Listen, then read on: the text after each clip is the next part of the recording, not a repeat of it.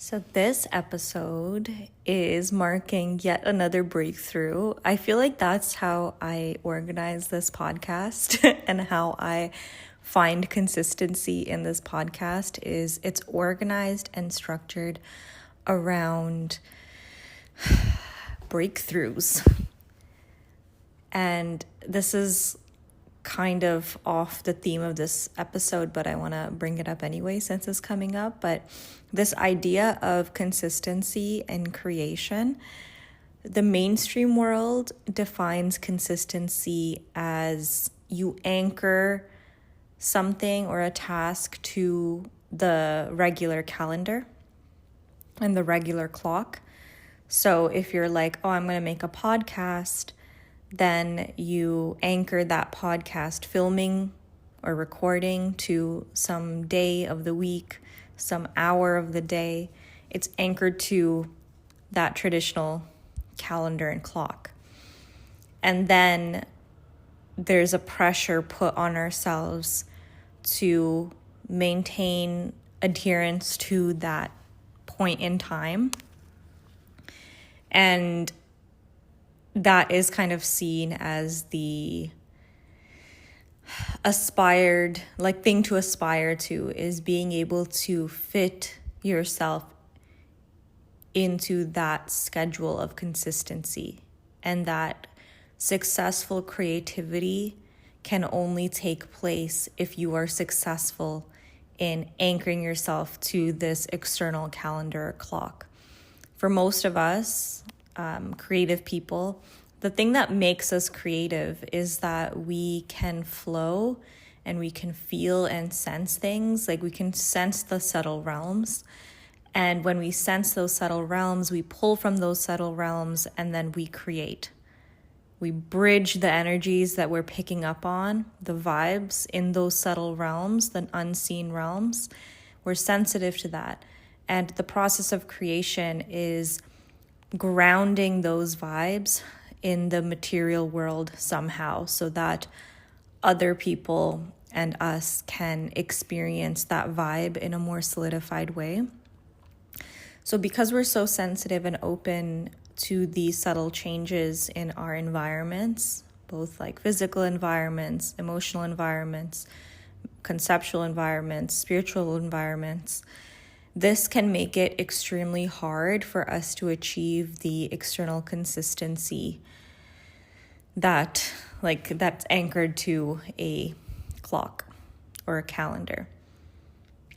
And so anytime that I've tried to do that, like for this podcast, I've had seasons of life where I tried to kind of like utilize force to make sure I have an episode up every week, or use force even for my YouTube channel to make sure that I have an episode up however like many days apart.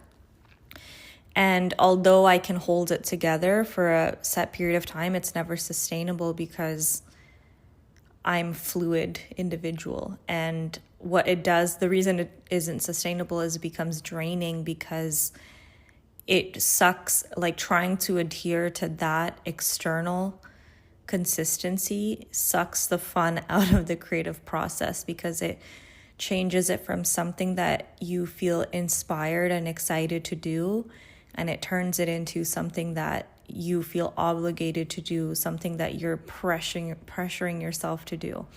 And that also produces less than optimal work. So with this podcast, and my other creative projects as well, I've been experimenting with finding, I don't even know what to describe it as. I guess I could try to say like qualitative consistency. So consistency of creation, not based in external clock or calendar, but consistency based on something more qualitative. So with this podcast, like I was saying, consistency organized around breakthrough moments. Whenever I feel that I have arrived at some breakthrough moment, and from here on, I am going to be, like, I'm more stabilized in my golden age consciousness, state of consciousness, that's when an episode gets recorded. Because consistency is important if you do want to see growth in a creative project, right? Because the whole purpose of creativity is to ground and stabilize a vibe. So you pick up on a vibe that you want to amplify basically in your reality, and you want to bring that, you want other people to experience that vibe. So for this podcast, it's the golden age state of consciousness. The underlying philosophy is that our golden age reality is born from a specific state of consciousness. Our golden age is less about what is actually happening around us in our lives, what it actually looks like.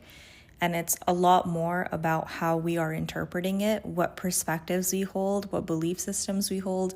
Like, what is the filter that we are interpreting our surroundings through? Anything that happens to you, any experience that you have, it can be interpreted in infinite amount of ways. The problem is that most of us have inherited interpretation systems that lead us into experiences of our lives that feel draining, that feel hard, that feel stifling to our soul and our spirit and our creativity. And so the purpose of this podcast is to offer perspective shifts that can help you stabilize your personal golden age state of consciousness, which means that the more that you, or at least the hope of this podcast is that the more that you listen to this, the more that you are able to begin seeing your life however it looks. You're able to access a sort of effortless gratitude. Not a gratitude that you feel like you have to sit down and think really hard about what am I grateful for, but it's just the way that it's almost like you train yourself to view your surroundings and process your experiences from this sense of like unshakable gratitude, like just seeing the beauty in everything, including the harder feelings that come up, or the harder experiences. Like, there's so much art created around the sensation of grief, right? Because there is a beautiful quality to grief. We don't enjoy feeling grief, and nobody wants that.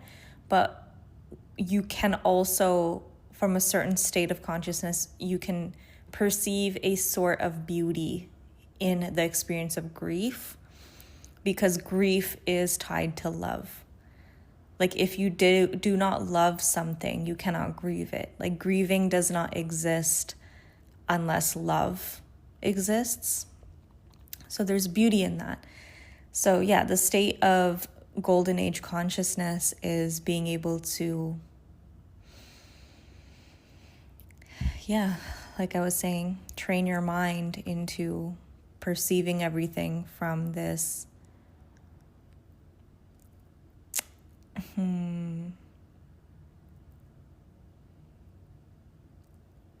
it's an E word that I'm trying to think of, but I can't think of it. Let me try to describe it. It's just this everlasting sense of awe at existence and your life and everything that had to happen, that had to fall into place for you to be existing how you're existing. So taking a few steps back, consistency is tied to breakthroughs. And recently I had a breakthrough in my golden age state of consciousness and my golden age reality. And what that means, if like you really want me to spell it out, is everyone's golden age is their dream life, and everyone's dream life is as individual as they are. So this podcast and all of my work, it's really not about identifying one sort of utopian way of living and then preaching that. It's like we're working one level above. It's about helping you identify what it is that you value in this life, in your experience, and then helping you stabilize that in your day-to-day, in your moment-to-moment.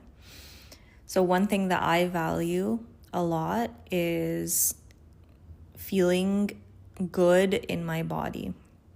If you listened to or watched my episode on somatic work, I went way deeper into that, this breakthrough realization of like, oh, everything that I want is just a sensation in my body, which I already knew that, but realizing that through somatic work that I could actually access those sensations that I'm looking for at any given moment without needing anything outside of me to happen in any certain way. So one of the things for me too around my body feeling good is like just a regulated nervous system, which means that your nervous system is not in that classic state of fight or flight or freeze or whatever other states they've identified at this point, where your body is not on guard. It feels settled, it feels at home, it feels nourished, it feels well. It feels, your body physically feels healthy. That is ultimately, I believe, at the core of all of our desires.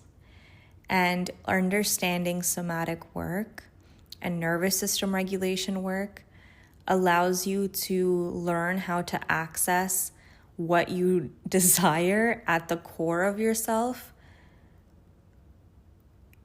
It allows you to learn how to access that kind of like in a shortcut way. Like, we often seem to think that we need to accomplish certain things in our external reality before we can access that state of physical wellness and physical sense of safety and security and settledness. And somatic work and nervous system regulation work teaches you that that's actually incorrect, and that you can actually learn how to stabilize that state in your body regardless of what your external reality looks like. And for me, one of the hardest things I would say over the last decade of my life has been feeding myself and being chronically kind of underfed or chaotically nourished. That is a fundamental reason as to why I was grasping outside of myself to feel well. A lot of my addiction to external validation and to trying to prove myself in the outer world, it was coming from me not feeling settled in my body. And through this somatic exploration work and just being more aware of my body over the last few months, basically since I posted that somatic work episode, I had been aware of it before that episode for a few years, but with that episode, I really allowed somatic work to take up real estate in my mind, and I focused on it.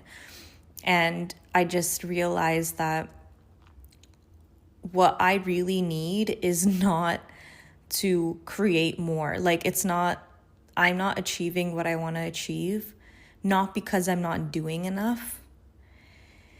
It's because even when I do achieve those like external metrics of success, I'm not be able to receive that because it doesn't feel what I really wanted to feel.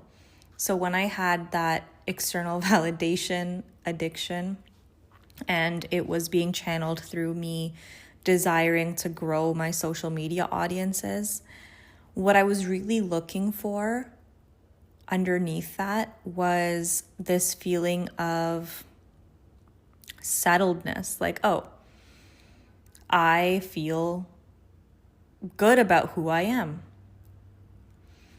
But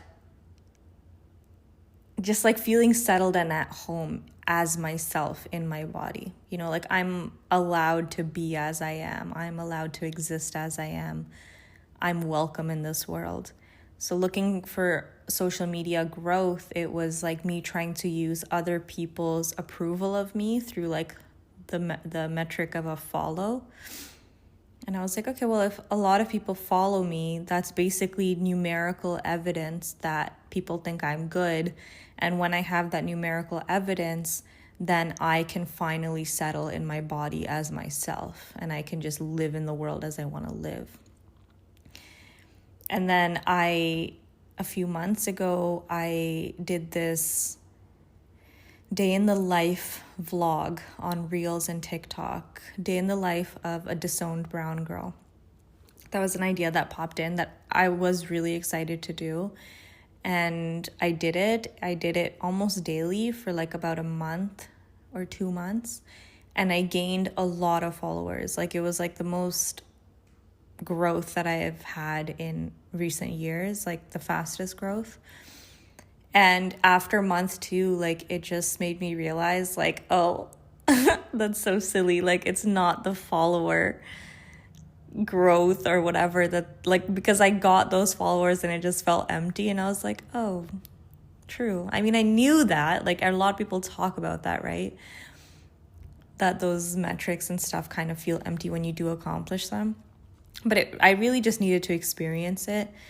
And then after that moment where I was like, oh, okay, so now I know that I can get followers if I want to by continuing to do this daily vlog. But then realizing, like, asking myself, do I really want to do this daily vlog every day? Because it was very, it took up a lot of my energy because I had to film, like I had this running process in my brain all day of like, oh, I need to like film clips for my vlog. And I wasn't filming every second, obviously, but it was this open process in my mind of whenever there was something that I felt was significant to film, I would film it, and it would create this like open process in my mind that was, just taking up energy. And then there was like about an hour to 2 hour editing and voiceover recording that I had to do in the evening. Anyway, and I was like, you know what? This is great. Like having followers is great. Always wanted this. But also I don't actually want to organize my life around this. Like this is not what I want my day-to-day to look like. I don't really want to be vlogging every day. I don't really want to be editing every day. And when I got to that realization, I let it go. And then that awareness deepened and I was like, okay, so what do I really want then? Like, what does my body, like, what do I actually want to be feeling on a day-to-day basis? And again, it just comes down to like, I want my body to feel settled and calm and allowed to exist as it wants to exist.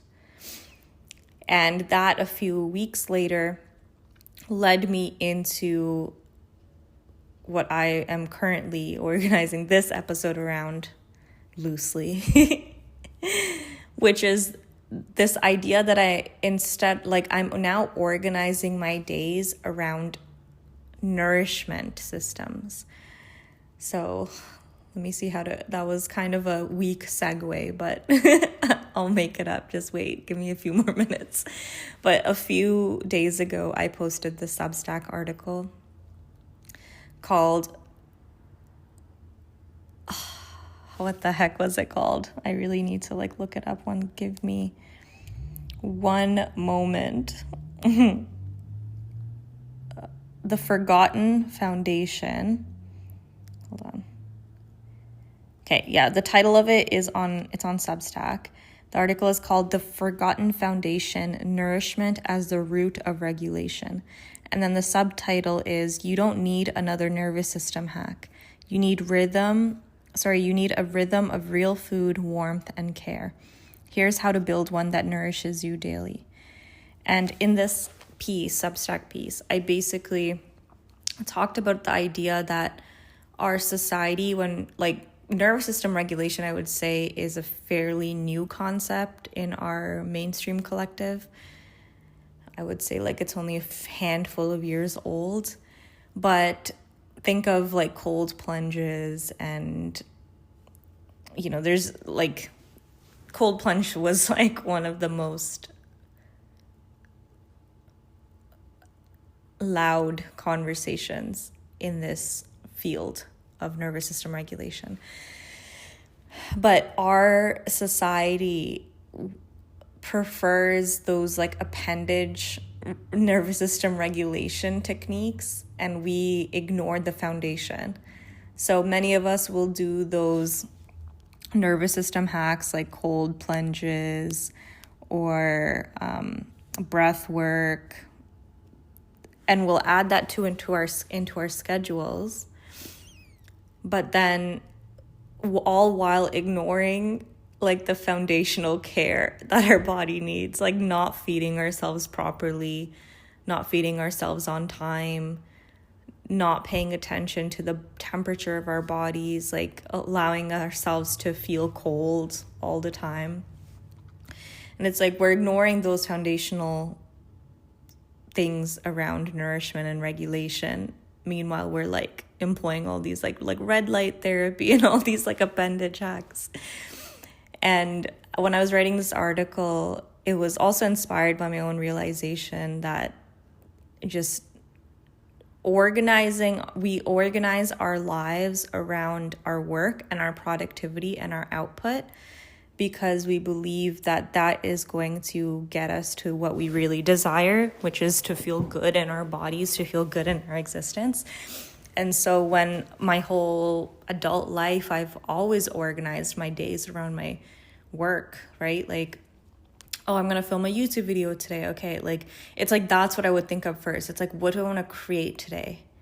Which is fine, right? It seems fine.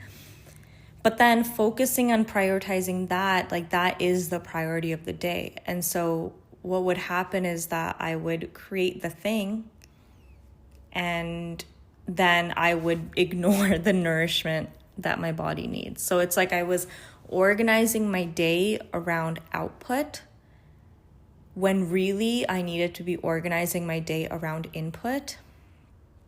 So I was organizing my day around output. So I was prioritizing creative output and work.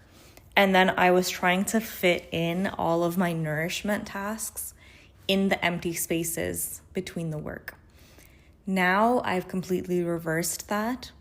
Now I am prioritizing input, aka eating properly, sleeping properly, feeling good in my body. That's what I'm anchoring my day around. That's the main priority. And then I'm creating in the pockets of time that I have access to in between. Do you see how it's like almost like a reversal of what I was doing earlier? And that is the breakthrough. And the reason that that's the breakthrough is because it's such a profound shift in mindset and way of being. Because when I wake up, like the main thing that I prioritize now, whereas before I would wake up and the main thing I would prioritize is what do I want to create today? Is it going to be a YouTube video? Is it going to be this? Is it going to be a part of a program that I want to sell or a product or something? That would be my focus. And then I would unknowingly even sometimes just forget about the nourishment piece and taking care of my body. And I would feel burnt out. And now I am waking up and I'm like, okay, what are we going to eat today? Just, like the priority is the meals. The priority is how am I going to nourish myself and my family today? That's the priority. And then the rest of the creation work fits around that. And the work that I'm creating too, now that I've organized my life around this, I just feel so grounded and aligned in it. Like I don't feel that sense of urgency or pressure that things need to perform well. Like every post that I make, like I'm not looking at the like I don't have a desire as much as I used to look at the analytics and see how well it's doing or see how well it's received or whatever, because it's not like, because I'm focusing on nourishment now, and I'm learning how to stabilize that sense of well-being in my physical body through like basic acts of human body care, like feeding myself on a regular schedule, paying attention to what the ingredients my body likes and the ingredients that my body doesn't tolerate well, paying attention to that, cutting out the intolerances, just focusing on refining that input. Oh, not only that in input regards to food, but also input regards to what I'm consuming mentally, like like social media things am I consuming, like what information is coming into my field. It's like, that's what I'm focusing on, working on and controlling and being kind of disciplined / devoted on. And it allows me to just access that state of I've already arrived where I wanted to be. I think I've said this in the past few episodes of just being my $100 million self now. Like, what does that $100 million version of me even represent? And realizing that I can actually just achieve that now within the current limitations of my life. I can live as that version of me now without even needing the money to be there. Because essentially what that version of me is a symbol of is this version of me that feels very at home in her body, that feels very safe in being herself and expressing herself authentically, feels very safe in making choices, not out of obligation, but out of desire and alignment. And yeah, so that means that now that I'm fully accessing that state through the nourishment systems I'm creating for myself. I'm accessing that state in every moment. And then the creative work, it no longer becomes that means to an end. Like, it no longer becomes like the way I'm going to get somewhere. The creative work, the things that I post, the things that I share with the online world, with my local community, it's literally like what I was talking about when I first started this podcast, like the overflow method. It's literally coming from overflow. It's that principle of when you're so filled up within yourself that you cannot help but pour outwards, not because you're looking for anything or that you're needing anything, but because you simply there's nothing else that you'd rather be doing. I'm creating this podcast right now, for example, because there's literally nothing I'd rather be doing right now. Like, I'm not creating this podcast in order to convince anyone of everything. I'm not creating it to prove myself. I'm creating it because I've had these thoughts circling in my mind, and I felt excited about the concept of verbalizing it all into one place, into a podcast episode that other people can access and receive and learn from. And because I'm creating from that energy, it's like it's almost irrelevant to me what the analytics of this podcast episode are, because it's just like this episode is not being created as a means to an end. I'm already full. I've learned how to be full regardless of what the world around me thinks of me, how the world around me perceives of me. Like, I'm not sourcing my I'm not resourcing myself through other people or through the world around me. I'm resourcing myself. I'm self-sourcing resource. And it's so basic. Like, it's literally just like the fundamentals of body regulation. It's like I'm feeding myself regularly for like the first time in my life, honestly. I'm no longer chaotically nourished. I'm regularly nourished. I always have something that I can grab to eat. Like, I'm finding this like really nice rhythm in both just my home and my kitchen. Things are I also prefer like a tidy space. I'm finding like a rhythm with home care and cleaning and cleansing rituals, and it just feels so good to just exist in my life. And so all of the creation, all of the output, all of that like stuff all of that like me putting my energy out, it really is coming from overflow at this point. So yeah, moral of this episode, or to summarize the breakthrough of this episode, I used to organize my days around output. I used to ask myself, what am I going to do today? What am I going to make today or create today? How am I going to extend my energy outwards today? I would organize my day around that. And I would try to squeeze in like input moments where I could nourish myself and feed myself and resource myself. I used to wake up and wonder how I could resource the world without even considering how I could resource myself. And that led to burnout. And now I am waking up in the morning and I'm asking, how can I resource myself today? And I'm prioritizing that. And then naturally there arrive many moments throughout the day where I have extra to give, extra energy, extra space, extra time. Like between meals, and everything's done. Everything is in order in my home and in my kitchen, and things are like I'm in a waiting stage for my sourdough or something, and then I'm like, okay, so now this is like a 2-hour block of space. What can I create in this space? And it's just a complete paradigm shift. It's like a reversal of how I am existing, and it feels amazing because it feels like I've arrived. So yeah, that's it for today's episode. Thank you so much for being here and listening. My current most active platforms as of recording this podcast on this day, I'm most active on Threads and Substack.